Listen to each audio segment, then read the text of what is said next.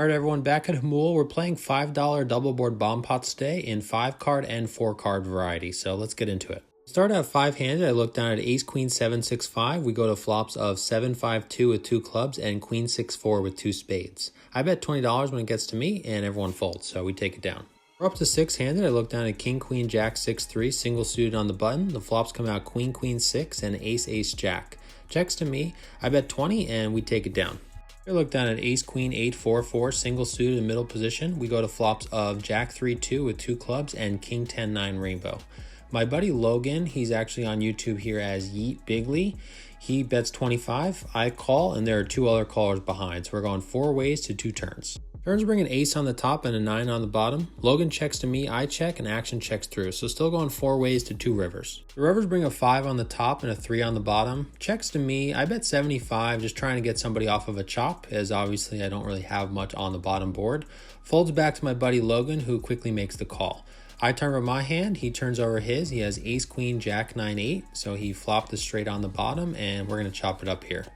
We're up to a full table, which is why I only have 4 cards. I look down at ace, jack, 6, 4, double suited in the hijack. We go to flops of king, 9, 3 with 2 hearts and 9, 6, 5 with 2 diamonds. Logan on my right bets 15. I call. There are 3 callers behind. Then early position player makes it 100.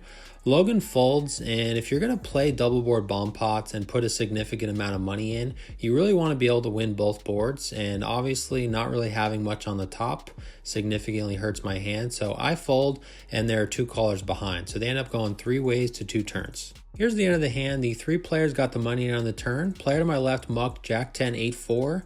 The small blind turned over quad 3s, and the player who check raised on the flop turned over queen, jack, jack 2 for a pair of queens on the bottom.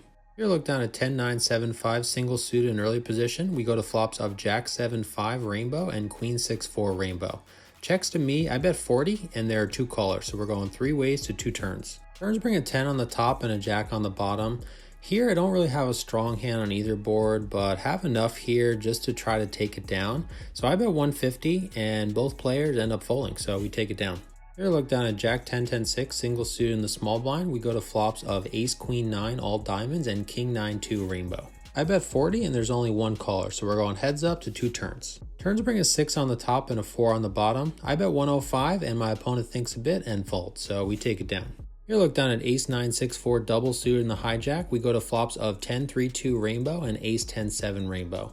Checks to me, I bet 30, and there are 3 callers behind, so we're going 4 ways to 2 turns. Turns bring out a 5 on the top and an 8 on the bottom, bringing in backdoor diamonds on both boards. Early position now bets 160. I think for a bit and push all in. Over to the small blind who calls all in for less. Over to the original bettor who calls as well. So we're going 3 ways to 2 rivers. Rivers bring an 8 on the top and a 9 on the bottom. The small blind turns over ace, king, 10, 7. So he had the nut diamond draw on both. The middle position player ended up turning over jack 9, 8, 5. So he had the nut straight on the bottom board, and me and the small blind are going to chop it up here. Here, look down at ace, ace, queen, jack, single suited under the gun. We go to flops of 9, 6, 3 with 2 spades and queen, jack, 6 with 2 hearts. I check over to a middle position player who bets 20, 1 caller to me, and I call, so we're going 3 ways to 2 turns. Turns bring out a 5 of hearts on the top and a 9 of clubs on the bottom. I check, middle position player keeps betting, this time $100. The other player gets out of the way, and I make the call, so we're going heads up to 2 rivers. Rivers bring a 3 of hearts on the top and an 8 of hearts on the bottom. My opponent only has 70 left, so that's what I bet, and he quickly calls. He turns over king 10, 10, 6 with the king 10 of hearts, so pretty sick cooler here, and we're going to take down a nice pot. Here, look down at queen 9, 3, 3, single suited in middle position. We go to flops of 10, 3, 3 and queen 6, 5 with 2 clubs. Checks to me, I check over to a middle position player who bets 25.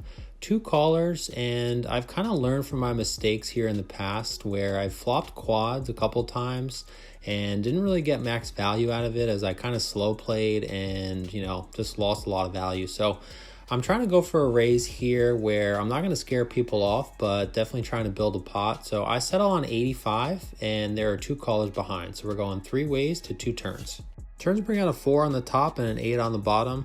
Checks to me, I bet 120. 1 player folds, but the early position player makes the call. So we're going heads up to 2 rivers. Rivers bring out a 7 on the top and an ace of clubs on the bottom.